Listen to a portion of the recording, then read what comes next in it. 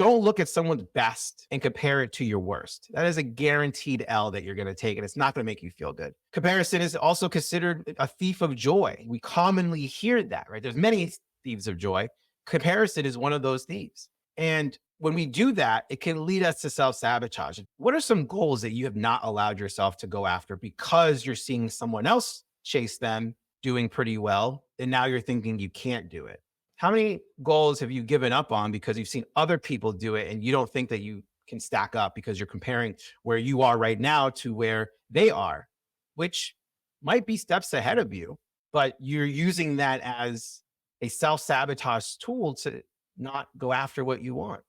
There are so many guys that I end up working with who were intimidated to work with me because they thought I was so far ahead of the game when it came to dating and relationships. Well, as a coach, you want to find that person who is.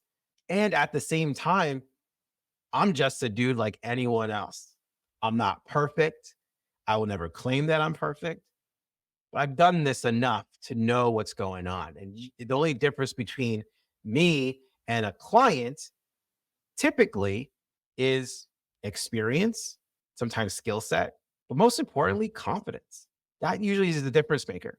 So when you compare yourself to other people, it's a surefire way to lower your confidence. So don't do that.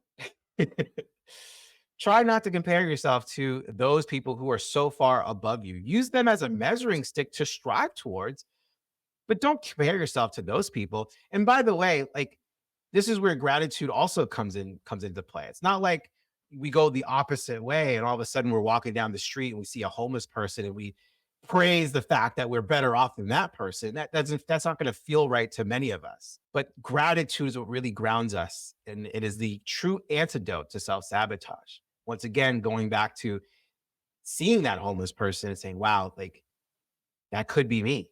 I could be the one that is sitting there or standing there, not feeling like they have a home to go to. That could just as easily be any of us right there, a fellow human. And so taking that time to really just be grateful for what you have and not compare yourself to other people's best because we just don't know what's on the other side of that lens.